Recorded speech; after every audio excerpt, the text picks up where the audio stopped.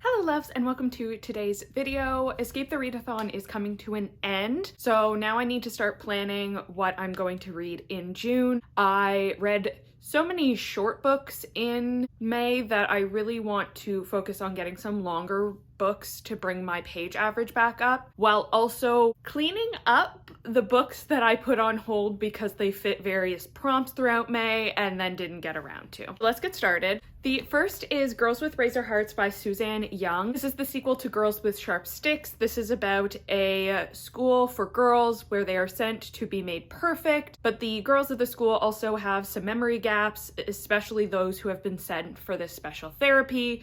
So there is like a plot twist at the end of the last one. I'm looking forward to seeing how that develops now that we have had that reveal. These are YA, so they're not particularly challenging, but I did really enjoy the plot of the previous one, so I'm looking forward to reading that. Next book is another library book. This is The Coven Tendency by Zoe Hannah Makuda. This is about two twin sisters who are under the patronage of the museum. And part of this patronage is the fact that they are witches.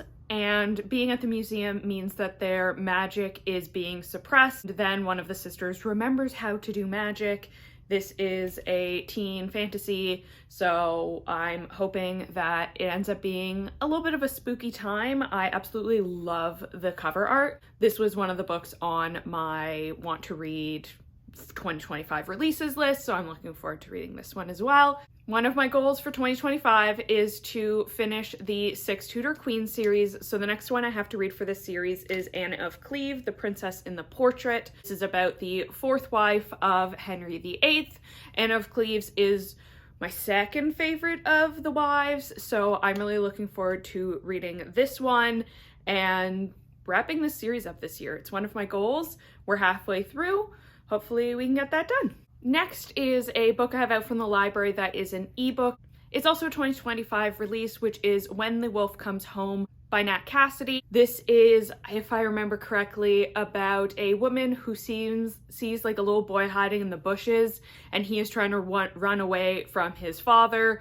But based on the cover, I assume werewolves are involved in some way. I didn't care for Nestlings, which is the last Nat Cassidy that I read, and I haven't read Mary yet, so I'm hoping that I gel with this one a bit more than I did with Nestlings. And next is Defect by Nina Sapri. This is the sequel, I believe, to Finna, which is about this like furniture store, basically, I assume IKEA, but it is kind of known that sometimes in these stores dimensional portals open up. So when a customer's grandmother wanders into this portal, they're sent in to try and retrieve her, and we get all this sci-fi parallel world. I ended up quite liking the first one. It wasn't a brand new fave, but it was a fun short time. I'm looking forward to reading the sequel to see how that world building gets developed upon. Then we have some audiobooks. The first is Cursed Bunny by Bora Chung. This, I believe, is magical realism short story collection. I'm gonna see how it is. It is a fairly short audiobook, which is why I got it from the library in May, but just didn't get around to it.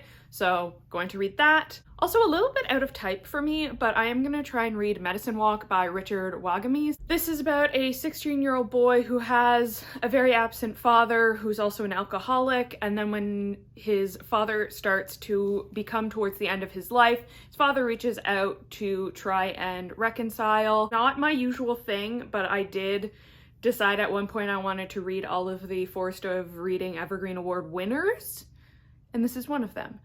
Next is Eat the Ones You Love by Sarah Maria Griffin. This is about a woman who forms a relationship with a plant that eats people, I think. This is like a play on Little Shop of Horrors, and the cover is so sick looking, and I'm really excited to read this one because I've heard some great things about it. And the last audiobook book on my list for June is A Wizard of Earthsea by Ursula K. Le Guin.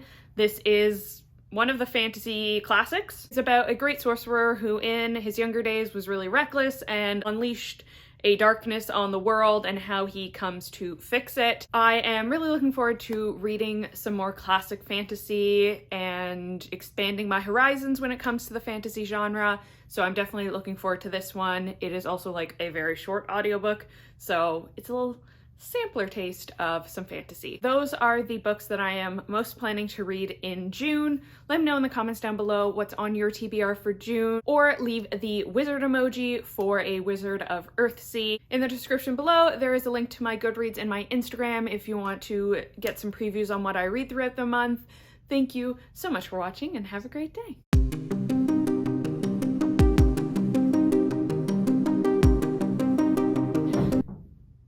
Jesus Christ, people.